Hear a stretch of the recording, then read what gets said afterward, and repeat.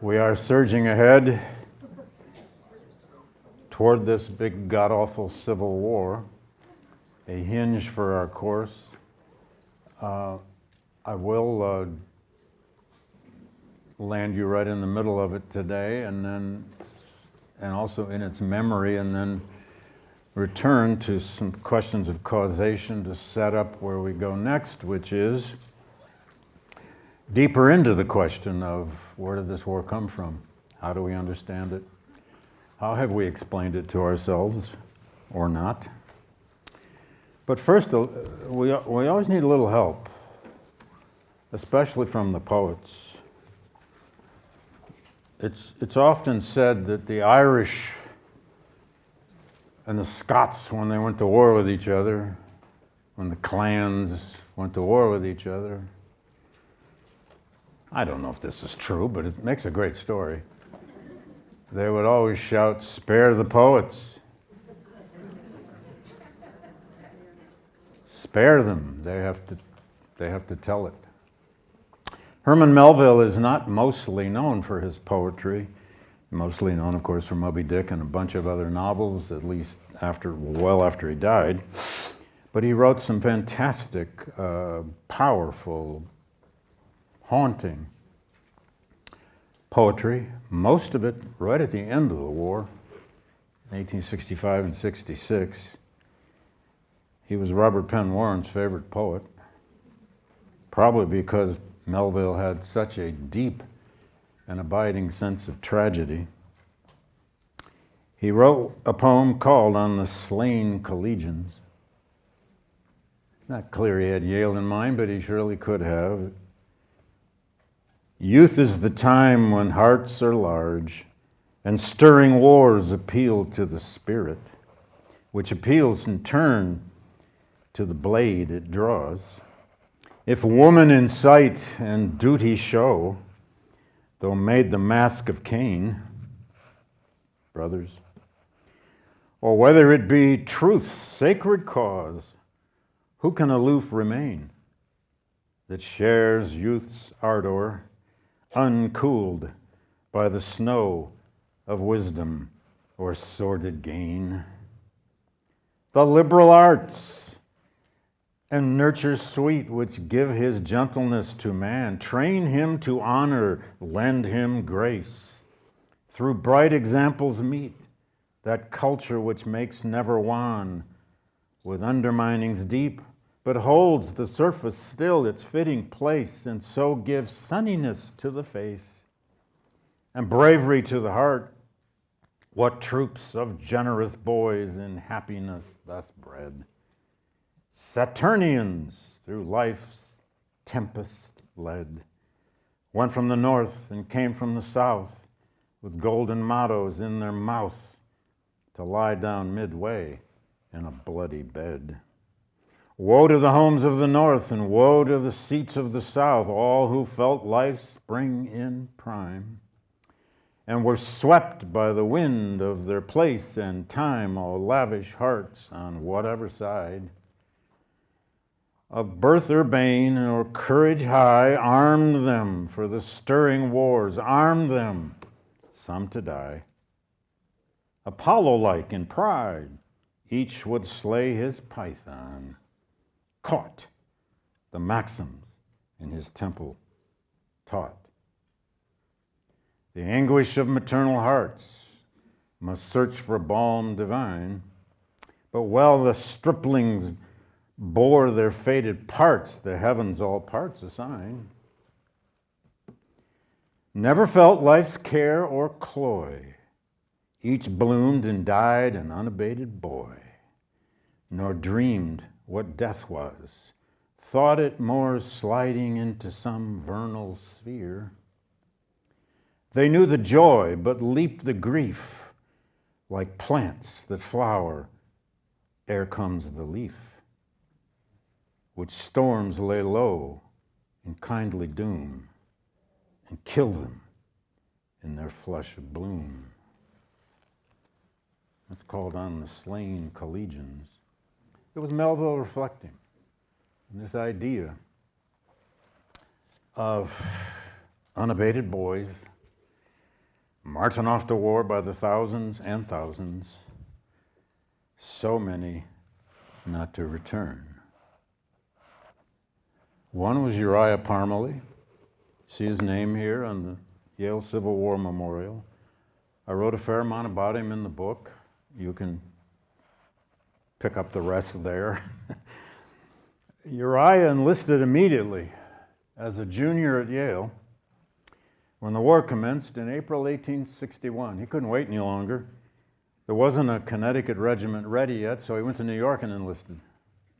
He'll later switch to the 1st Connecticut Cavalry, where he will endure almost the entire war. He'll be cited for bravery at the Battle of Chancellorsville, for combat leadership again, for bravery at the Battle of Ashland in June of '64, and again during the Wilderness Campaign of '4. He kept a diary. We have the parts of his diary from 1864 and '65. As a Yale student, he went down to Brooklyn to hear the great abolitionist preacher, Henry Ward Beecher, at Plymouth Church, the famous so-called abolitionist church in Brooklyn. He grew up out in Guilford on a farm in a mostly anti-slavery church and family. Seems to be where he came by his abolitionism. This makes him fairly rare in the Union Army, at least at the beginning of the war. "I am fighting for liberty," he wrote in 1862 to his brother, "for the slaves and for the white man alike." He believed the South, the Confederacy, had, quote, in his words, "forfeited any property rights to slaves by their secession." Secession, he said, was treason. They had to be put back into the Union. He wrote dozens and dozens and dozens and dozens of letters that survive to his family. He demanded that the Lincoln administration move against slavery. Now, this kid is representative in a number of ways, not least of which is he sometimes wrote in racist language, which made him very common as a Union soldier. He would use the N-word once in a while for the enslaved people or ex-slaves.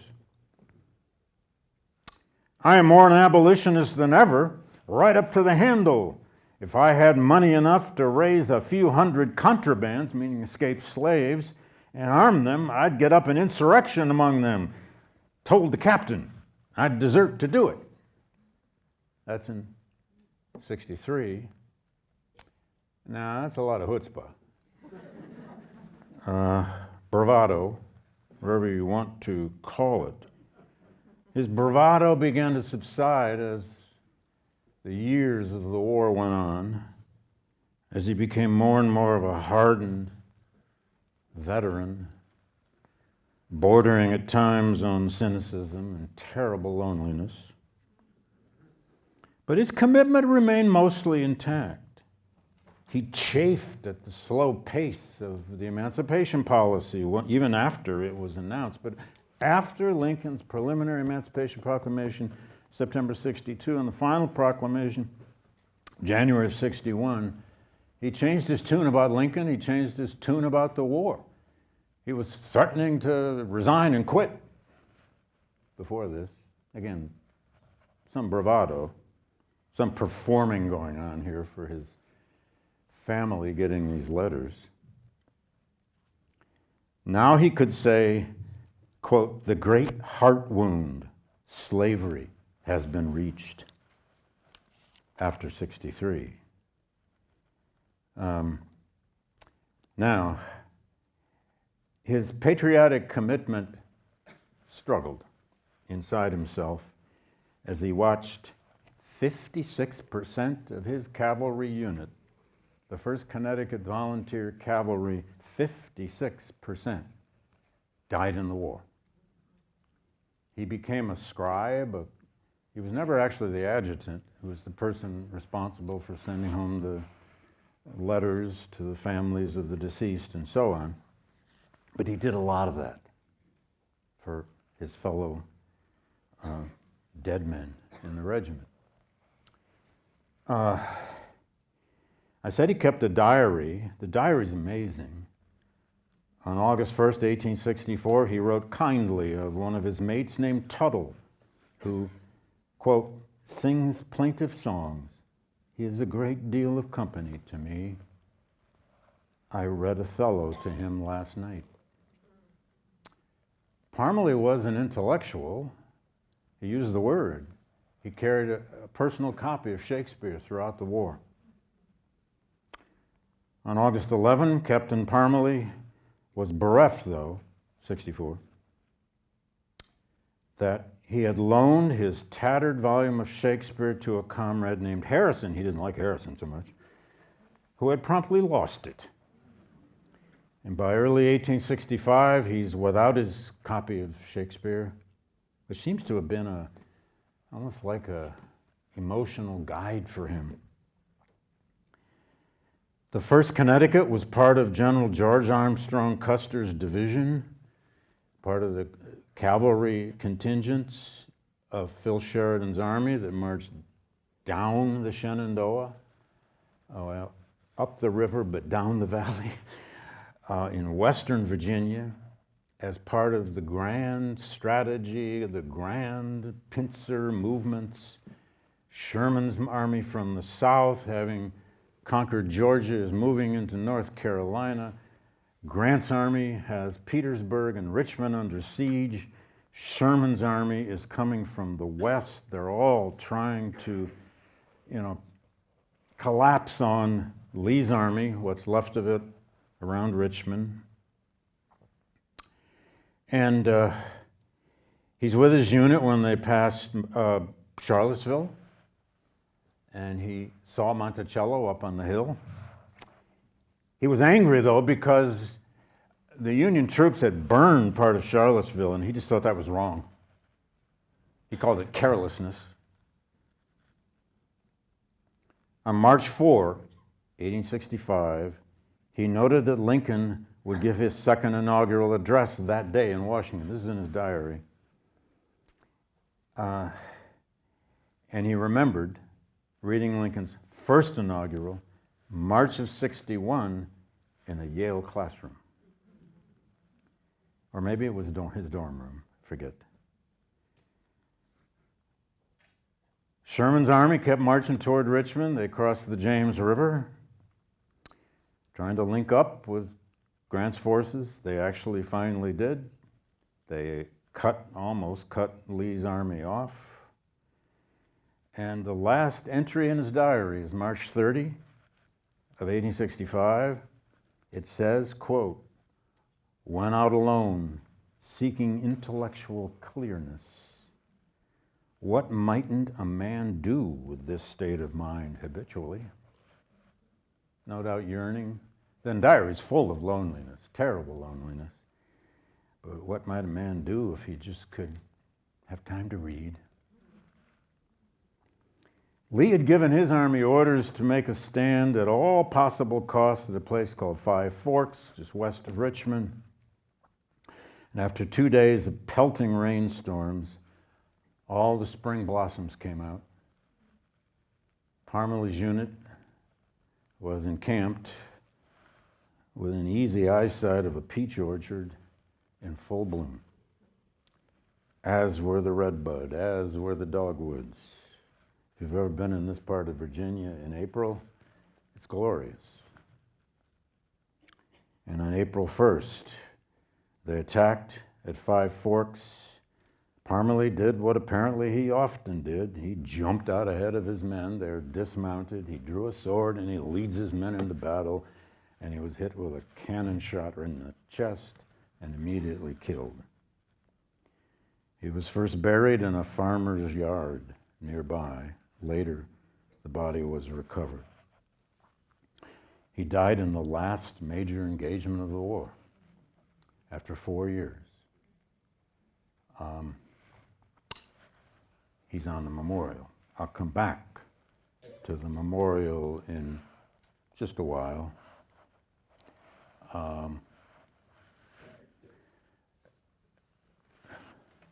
Now,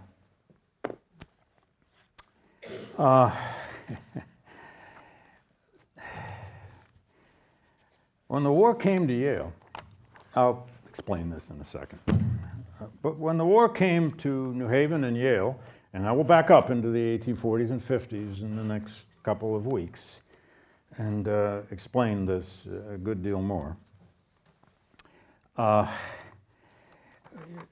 You need to understand that this place was transformed. We try to point that out as carefully as we can in chapter 9 in the book. Yale was coming apart in the 1850s. No less than Leonard Bacon, colonizationist, moderate, white supremacist, believing the best option is for slavery is to get as many black people as possible to remove themselves from the country. Benjamin Silliman, the most famous Yale professor, world famous scientist. Both of them even, and I'm not even mentioning yet some of the more abolitionist-leaning people at Yale, and they were there, we'll come back to them. Even those two get up at an 1854 rally held here at the college about the Kansas-Nebraska Act. And they were raising rifles for Kansas, guns for Kansas, the rally was called. And people would stand up and say, I'll buy one, I'll buy two, I'll buy three. And Bacon and Silliman even got caught up in it. They kind of had to. Guns for Kansas. Now, motives here, this is true of almost any history. Motives here about how and why people oppose the Kansas-Nebraska Act, will oppose the Dred Scott decision, will begin to favor that Republican Party, which is born out of the Kansas crisis, will begin to line up in ways politically the country had never quite seen, are complicated and nuanced. They could still hold racist views. They could still be white supremacists, but believe the slaveholding South is a threat to the future of the United States. Again, more on this to come, but let me throw the idea out now, and I will come back to it next week. To understand the coming of the Civil War, you have to understand how millions of white Northerners who had, every other bone in their body might have been a racist bone of some sort, who didn't really believe in black equality, who didn't, sign up to be a member of an abolitionist society. No more than 15% of Northerners were ever a member of any kind of anti-slavery society, and that's at their peak back in the 1840s. But they could be frightened of the South. They could be frightened of this slave system that was spreading into the West, that was violating their principles of free labor, that was cutting off the future of the United States, that was making it impossible, potentially impossible, for the sons and grandsons of Easterners, Northerners, some of them immigrants who didn't get to go to Yale, most of them immigrants who didn't get to go to Yale, who see now the future of the United States at stake. They see the future cut off by this slavocracy, or what the political language of the day called the slave power. Now today, we're not as kind to the folks who only take a halfway position, are we? You're either all in or you're all not in. You with us or against us? We saw a lot of that in last spring's protests. That's the nature of protest. That's the nature of radical organizing. Sometimes there's a radical thread running through a certain kind of organizing that you don't see until events make it come out.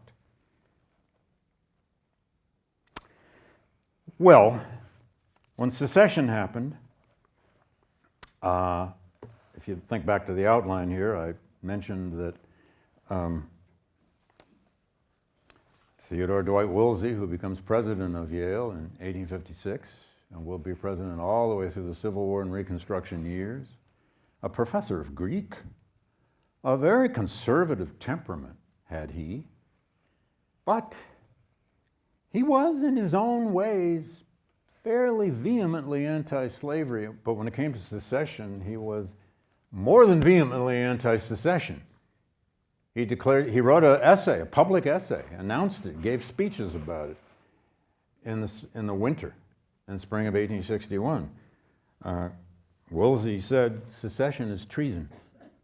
It's unconstitutional. There is no right to secession. The United States was in what today we'd call a culture war. The United States was bitterly what we'd call polarized. You want polarization? Go through the time machine, folks, to 1860 and 61. We'll return to that. And they were on the cusp of an existential conflict. Would an American republic survive this slavery problem and its expansion? Yes? No? Would it end in war? Don't know just yet. Yale people are going to be on both sides of this, deep on both sides. Just look at what I do in that chapter with the differences, for example, between Woolsey, the president of this place, and somebody like Samuel Morse, that time probably the most famous graduate. Morse was pro-Confederate, not only pro-slavery. He argued that the Confederacy had a right to secede and should win once the war broke out. Now, the Southern student population of Yale had been as high as 13 and 14, this is all in the book, 13 and 14%. Back in the 1840s, 30s and 40s, and even into the early 50s, it's still high. We have the numbers in the book. But in the 1850s, the Southern presence at Yale began to first dwindle and then totally collapse. There's almost not a solitary Southern-born Yale student by 1860, 61. They've all gone home. And please look at the numbers. They're on pages 214, 215, thereabout. There were a number of northern Yalees who nevertheless fought for the Confederacy. 20-some from Connecticut alone. That was a startling number when I first found it. There will be 511 Confederates who will fight for the Confederacy. That's a kind of an official number. The official numbers on the Union side, as I say in the book, went through several different estimates over time. They go as high as slightly over 1,000. They go as low as the 700s. It depends on what you call fight, enlist, and so on. Now, but secession made people choose. It is one of those things that just makes you reorient. Okay, what are you going to do? You going back to your home, or are you going to stay here? That's first choice. You're a northern boy. War breaks out. You're going to be Uriah Parmelee and run off and find the first regiment you can? No, most are not. Rest assured. And what are you going to do when the draft comes in 1862? Confederacy had a draft first. The Union side has a draft by 63. Both of those drafts were brutally unfair and based on class, although in the South, eventually they were drafting everybody if they could. In the North, though, they set up a brutal system that allowed bounty payments. This is explained in the book. You could get $300, $400, in some states $500 to enlist. You were paid to enlist. It's one of the ways they got a lot of black men into the Army by 1863 and 1864. Now, I want to point out that a large number of Yale men did go. Possibly that 1,000 is accurate over the whole course of the war. Some of them served in civilian roles, some of them served in government roles, most in the Army or the Navy. Many became officers, and 114 of them will die. There are 55 Confederate names and 114 Union names on the Yale War Memorial. More on that in a minute or two. Back to Woolsey just for a moment, though. This was leadership. Now, on the one hand, they kept Yale open throughout the war. Classes went on.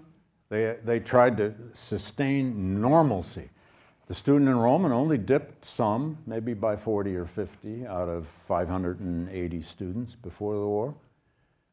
They tried to keep everything, the curriculum, the process of educating the young men of the United States going.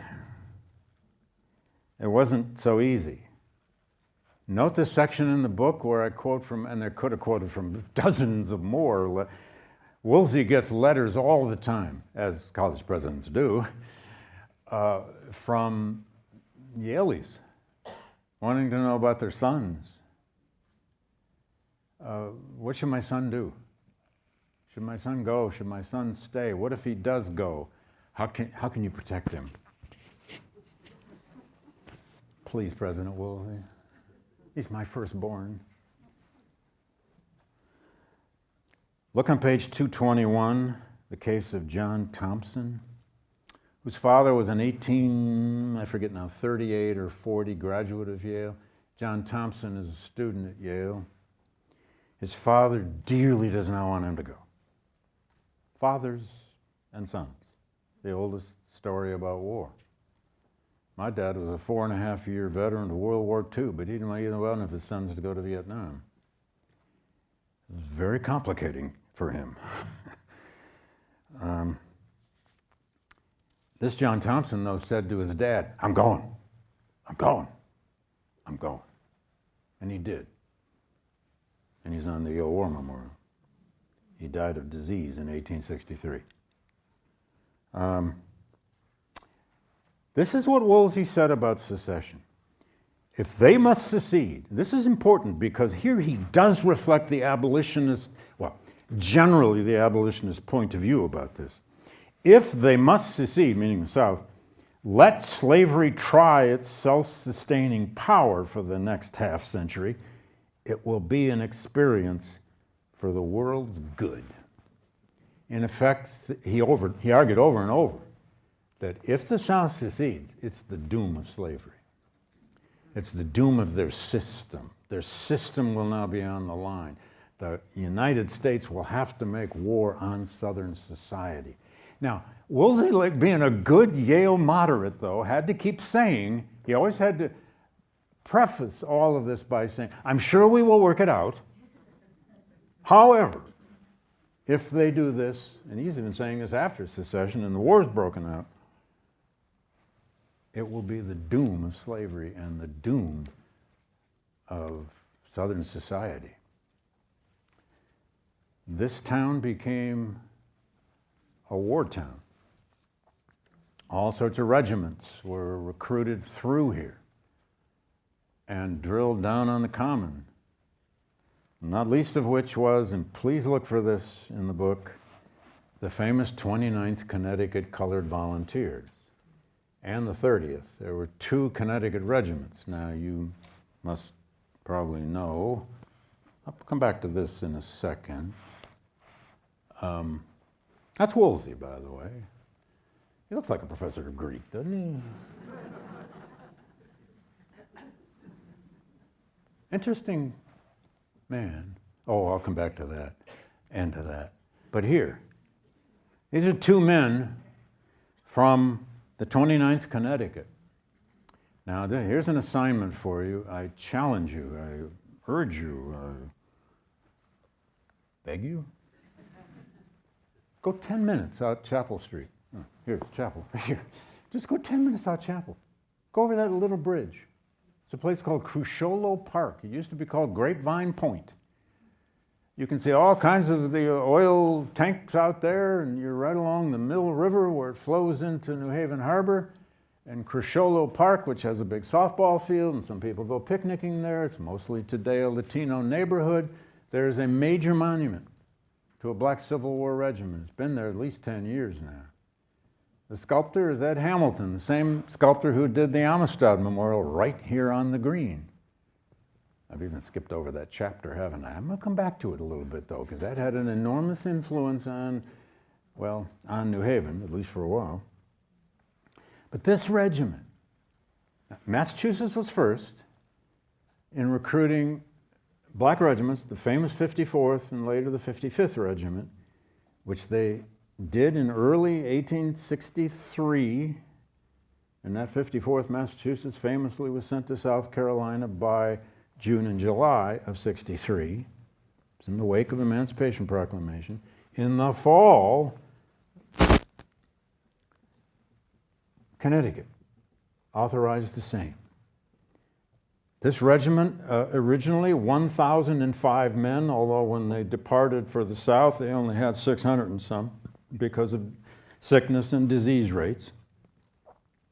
These men came from all over Connecticut and all over New England.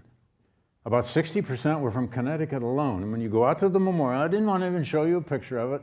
I'm demanding that you go see this memorial. It's an amazing, it's one of the great Civil War memorials in the United States, and it's right here in New Haven, and it's to a black regiment. And on the front of the main part of the monument, you see this photograph done in stone. But all the way around it in a semicircle, you find the names of Connecticut towns and the names of the men who came there by numbers. 135 from New Haven County alone, black men. 71 from Hartford. This is in the book. And I point out, Danbury sent 21. North Stonington sent 20. I didn't know there were 20 people in North Stonington today. Small towns, lots of them that sent 3, 4, 5, 6 men. In some of these towns, it had to have been not only the majority of free black men, but damn near all of them. They wanted to go to war. Now it was a war for freedom. It was a war for black liberty, freedom, some rights. And please read the section. I'm not even going to quote from it. When I skip over a Frederick Douglass quote, that's courage. Because I'm usually bereft without it. But none other than Frederick Douglass came here to New Haven. We have the script, part of the script of his speech. And he went out to that encampment on a cold day in January. He stood on the balcony of a building and he addressed that regiment. And his speech will surprise you. He's already recruited 2 of his sons into the 54th Massachusetts, and one of them nearly died at Fort Wagner and was maimed for life. Douglas got up in front of those black men and in effect said, "Obey orders. You're in the Army now. Yes, I wish you didn't have only white officers. Yes, I wish you had black commissioned officers. Yes, I wish this, and yes, I wish that. But this is a war. Obey. Behave yourselves. Don't get drunk. Don't chase women." He doesn't actually say that literally, implies it. It's a kind of a buck up, guys. We got a war to win. It's Douglas playing lieutenant colonel. He also gave a lecture here in town to a overflow audience. It was his lecture called "The Mission of the War," where he argued for 2 hours that the mission of the Civil War was what he called national regeneration through emancipation. All right, got to get up a little field trip. I don't have the money to rent a bus. or 6 buses, or whatever this would take. Just 10 minutes out Chapel Street. You're going to run right into it. I went out there on a cold March day while I was writing this book. I stood there and counted the numbers of every town in Connecticut, so that's partly why you get all that in the book. I want to say a word or two here about, this, just a word or two.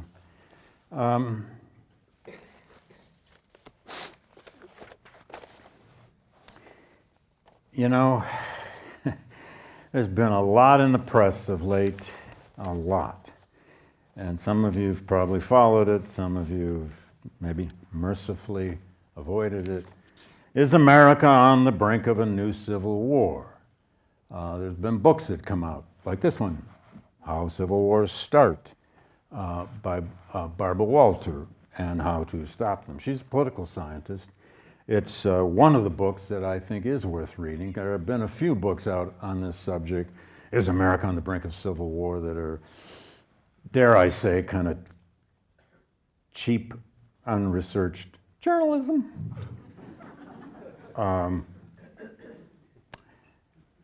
But are we? We don't know. I did a debate with Akil Amar. I may have mentioned this back almost 2 years ago, where we drew straws, and I drew the yes, we are on the brink, and he drew the no, we're not, and we just went at it for like 45 minutes on a podcast. It was fun and disturbing.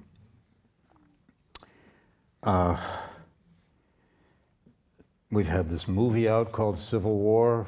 Some of you may have seen. Many people avoided it because it is so bloody and violent. It's a very interesting take on an America that has gone into civil war and doesn't even know why. There have been polls done 2 years ago, a year ago, even this year, showing that 53% of former Trump voters said they would be pleased if secession occurred in America, either blue or red. 41% of Biden voters in the latest poll I saw said they would be pleased. 53% of Trump voters and 41% of Biden voters said, yeah, if there was a blue secession, I might join it.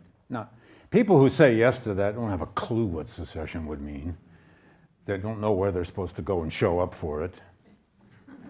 They don't know where the secession train is leaving.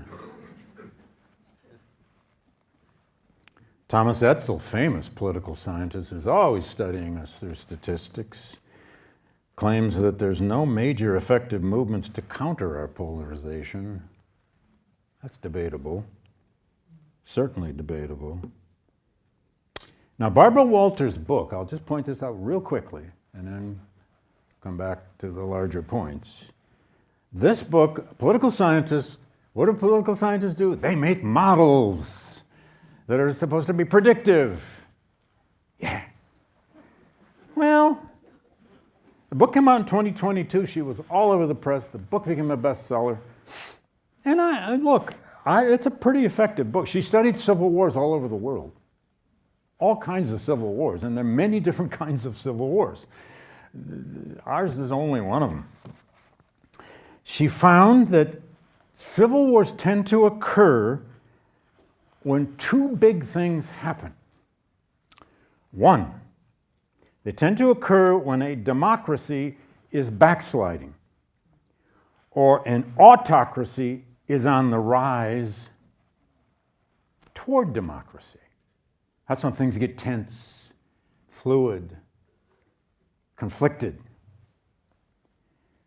And it's in those situations, a democracy in decline or an autocracy that's bubbling up with some democracy from below, that tends to cause sporadic violence.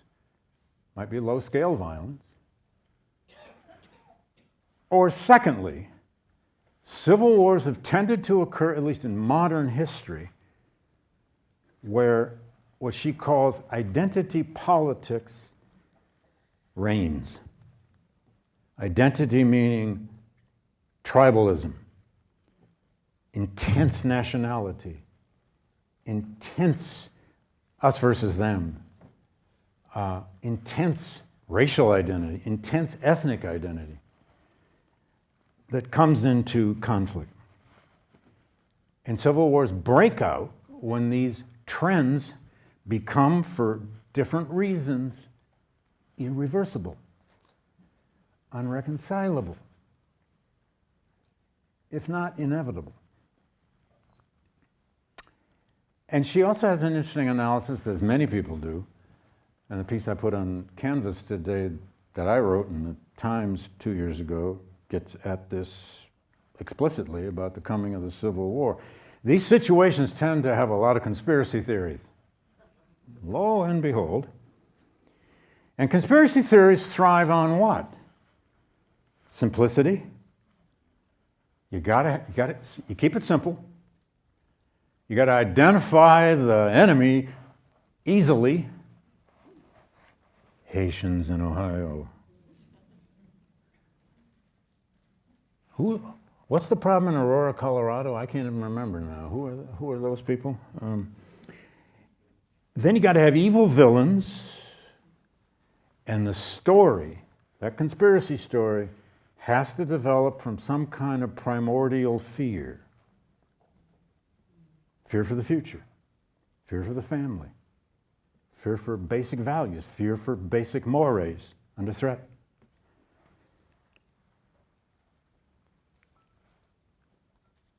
Some of us would argue that social media itself is a conspiracy.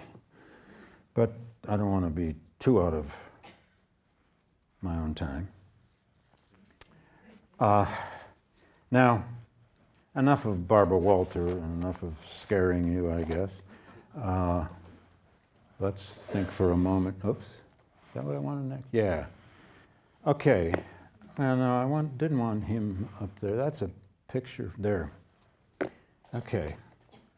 A few thoughts on this broad question of where the Civil War is coming from. These are just initial teasers that we will come back to.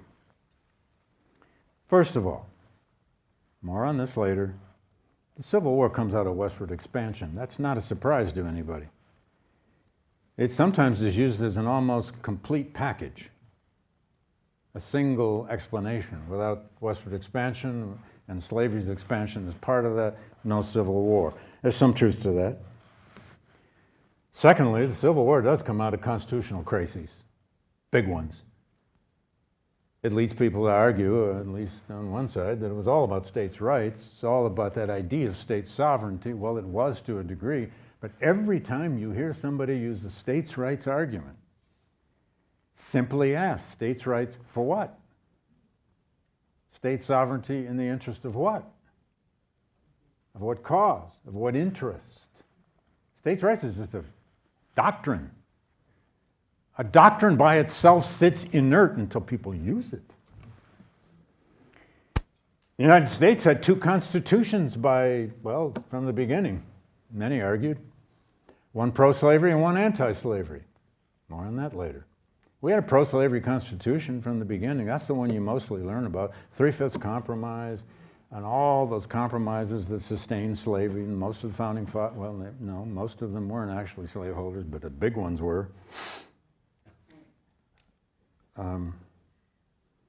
Even little Jim Madison, who had some amazing ideas here about checks and balances and consent, and his stated public belief that property in man was immoral, but he was a slaveholder. But abolitionists are going to pick up that same constitution later, actually pretty quickly, but especially later, and argue, no, there are provisions here. There's a spirit here and a letter here that is anti-slavery. And the two, they're going to argue, are incompatible, irrepressible. This war is going to come about because of this huge collision in the middle of the 19th century over whether the United States would have a free labor future or a slave labor future. Which would it be? And that developed into deep and abiding, talk about polarization, deep and dividing political division, and deep and abiding racial division. Partisanship, which most Americans still will, if you go out on the street, run a poll, do you like partisanship? Most people will say, no, we have too much of it. I want to argue, and I will come back to this next time and next week, that most of the greatest advances for what you might actually believe in or agree with, even conservative advances, well, one might say especially conservative advances, think of the Reagan era, have come from intense partisanship. We may hate partisanship, but you want to change the country? You need a party, and you're going to have to probably be partisan, probably even intensely partisan. That Republican Party born in 1854 that's going to elect Lincoln in 6 years, the most rapid rise of a political party in all of American history, tore apart the existing political party system. They were really partisan.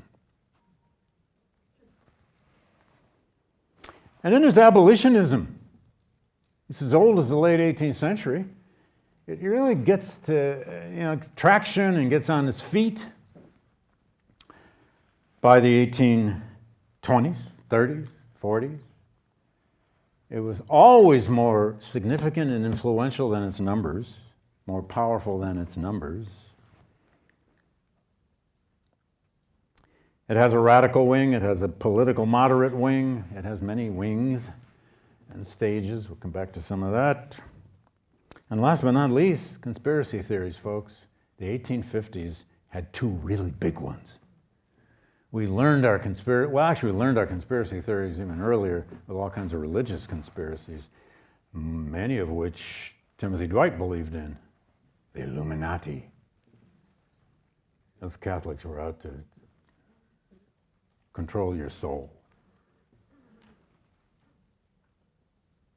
But by the 1850s, there's going to be two really big conspiracy theories. One's going to get called by the anti-slavery North the slave power conspiracy, and they really were effective at selling it, and they weren't all wrong with it. And Southerners are going to sell the conspiracy they called the Black Republican conspiracy, that Republican Party was really out for nothing greater or lesser than black equality and interracial marriage and the destruction of white supremacy.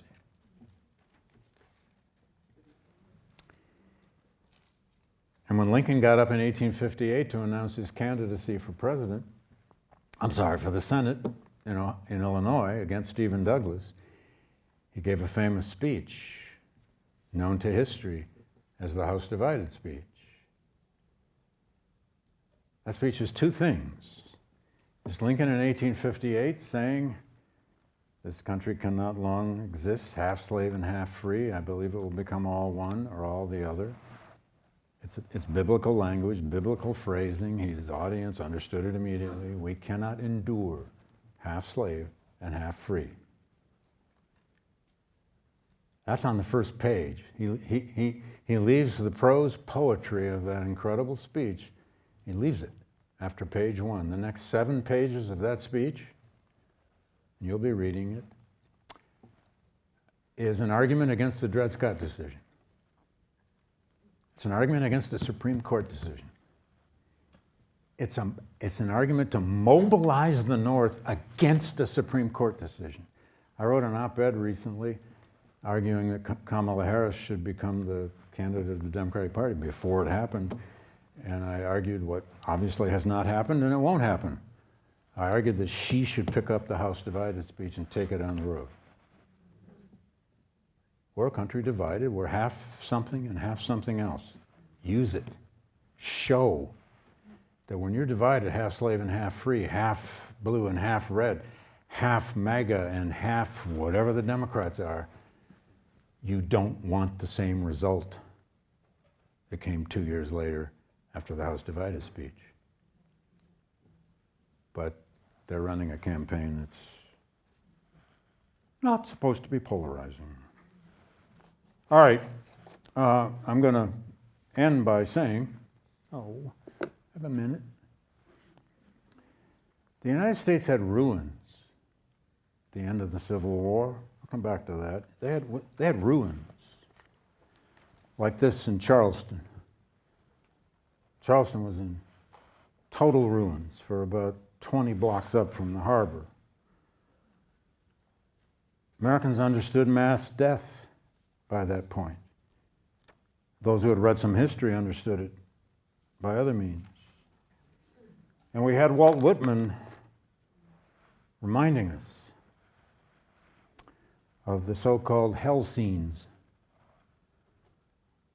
of all the men in the hospitals, over 2,000 men whose hands he held, whom he wrote letters for as a nurse in Washington, D.C., over 2.5 years working there.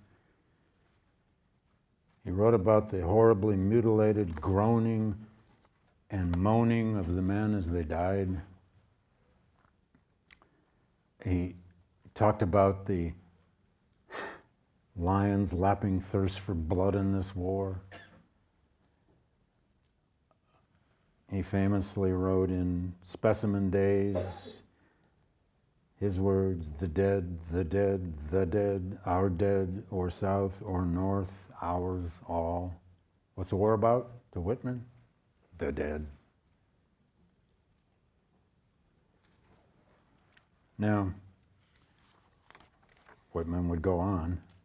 He is our death poet. He wrote a lot about death. His poem called The Wound Dresser is one of the greatest war poems ever written.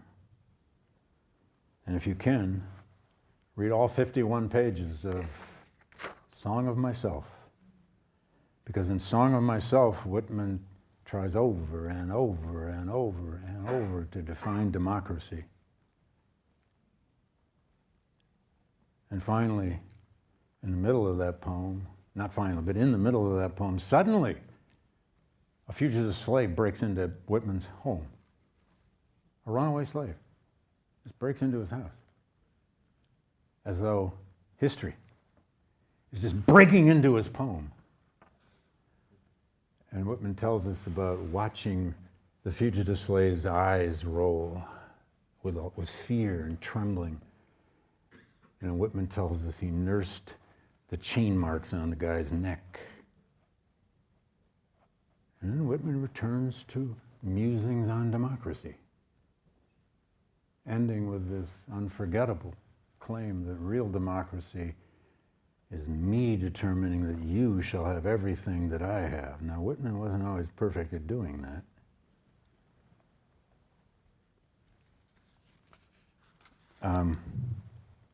I know I've run out of time, but America had ruins now. And a lot of Americans argued that we were a real country now. We were old because we had ruins. We're like Europe. We can be like England, where all the abbeys were destroyed in Cromwell's war.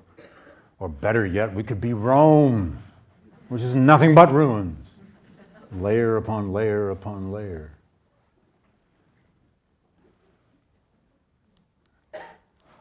More on Thomas Nelson Page later, but just a last thought here. I'm going to come back to this. I didn't quite finish it. Imagine that. But out of the Civil War, Yale finally decided to create a war memorial to the Civil War. You walk by it, many of you, every day, probably 3 and 4 times a day. Everyone in this room has been through that hall.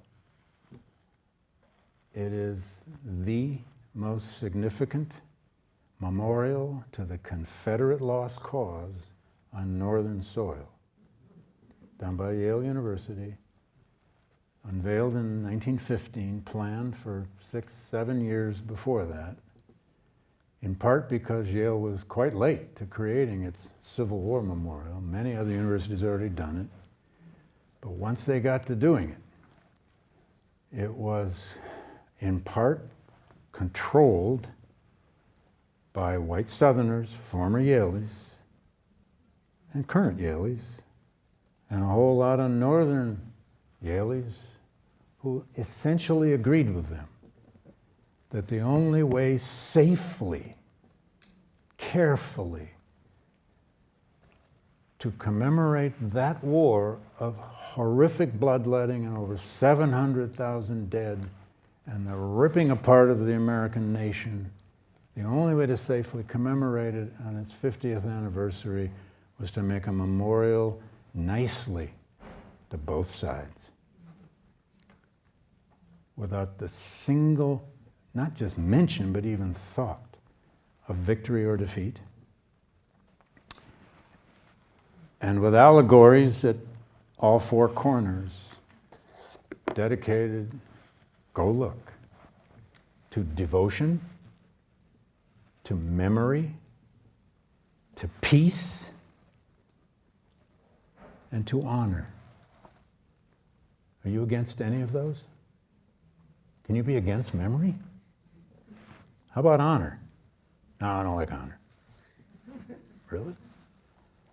They're beautiful. It's actually a beautiful memorial. The designers were terrific. But it's a monument. I'll explain more of this later, and it's also explained in an entire chapter in the book, to national reconciliation, and not at all, in the least, to why the war was fought. If you think back to the first slide, they decided above all to put all the names, not the Union men in one list, the Confederate men in another list. They're listed by their class at Yale.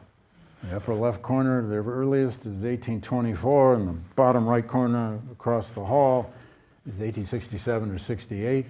They are listed with their name and their unit and where they died. All put together as the committee that created it called in their mingled dust. Equal honor. That may not seem like a big statement just yet, but it surely was in 1915. Okay, I kept you too long.